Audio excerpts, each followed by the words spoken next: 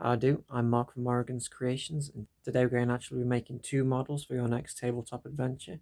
So before we start, I just want to say thank you for all the support for the last 6 months while I've been growing this channel. It really means a lot to me. So let's try and make this video my top video on YouTube.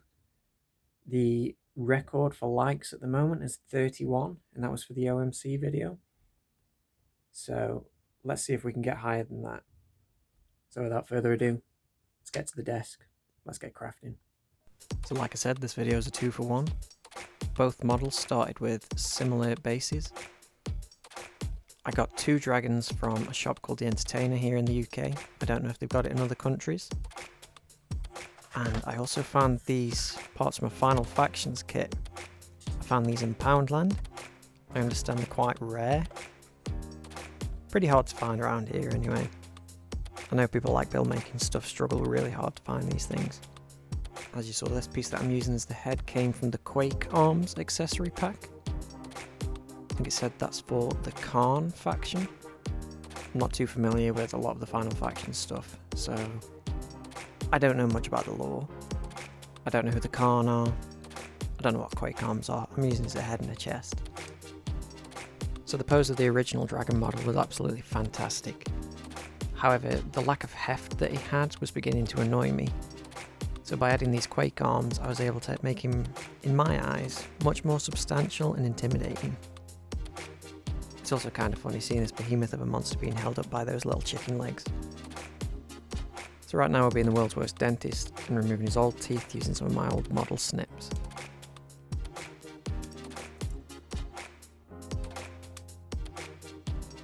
I then decided that I was going to remove some of the other mould lines that were on his tail. There was some weird spikes on there that I didn't really like.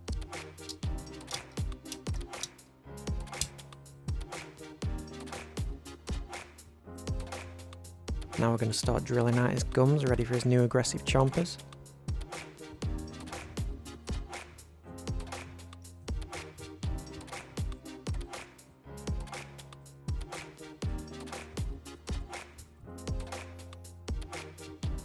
Now it's time to fill the voids from when I removed this guy's wings. To do this I'm going to be using epoxy sculpt, which in a nutshell is just big boy green stuff. Much like with green stuff, water can be used to smooth the clay and also blend it into the original sculpt of the model.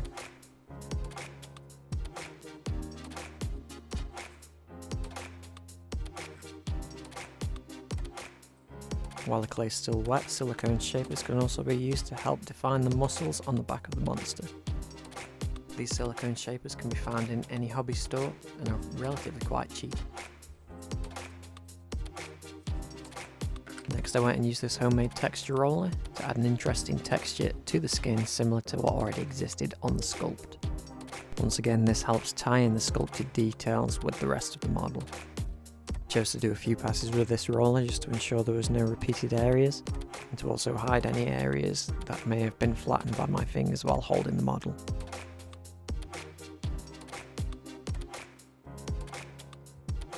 So we're finished with that first model for now, so let's get working on the second one. Same rules apply. I removed the head and wings from the model, and I made sure that I added these to a separate bits box for biological parts. You never know when these are going to come in handy later. So next I dug into my box of Citadel skulls. And through the selection I chose this one. I believe it's from a Demon of Corn. I'm not entirely confident, but I'm pretty sure that's what it is. And I stuck that to the base of the neck with some CA glue. For some context, I was working on both models at the same time, so that's why you'll see me using some more epoxy sculpt. I didn't break out any more, I worked on them both at the same time.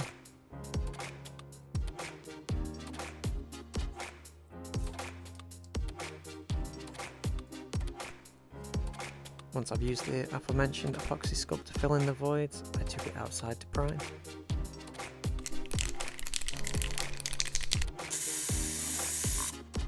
I followed the same process as in last video and did an overbrush using some Dawnstone from Citadel.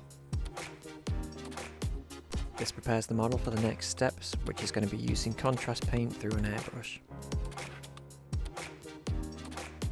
I did a second layer using slightly less paint, and I was using Pallid Witch Flesh for this one. Now that we've got our base values set, it's time to put some contrast paint into the airbrush.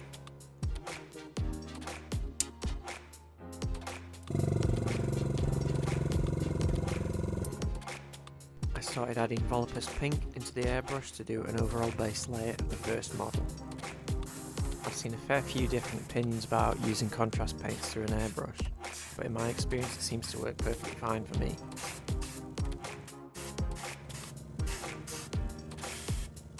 While we've got the airbrush out, I decided to add a little mix of what I like to call Toadman Orange. To make this, I mixed Eandon Yellow and Blood Angels Red at 4:1 mix. Slowly adding more Blood Angels Red to the mix just to get a nice gradient from the top. Finally, I moved on to some hand painting just to accentuate all the details on this sculpt. To achieve this detail, I made a mix of Beholder Purple and Glistening Blood from the D&D paint range. I painted these in very thin layers just so I could achieve a very smooth gradient. I painted the teeth with a very off-white and added a layer of Skeleton Horde contrast paint from Citadel. I painted the armour in gold, painted black around all the trim, and with that the model was finished. On for the glamour shots.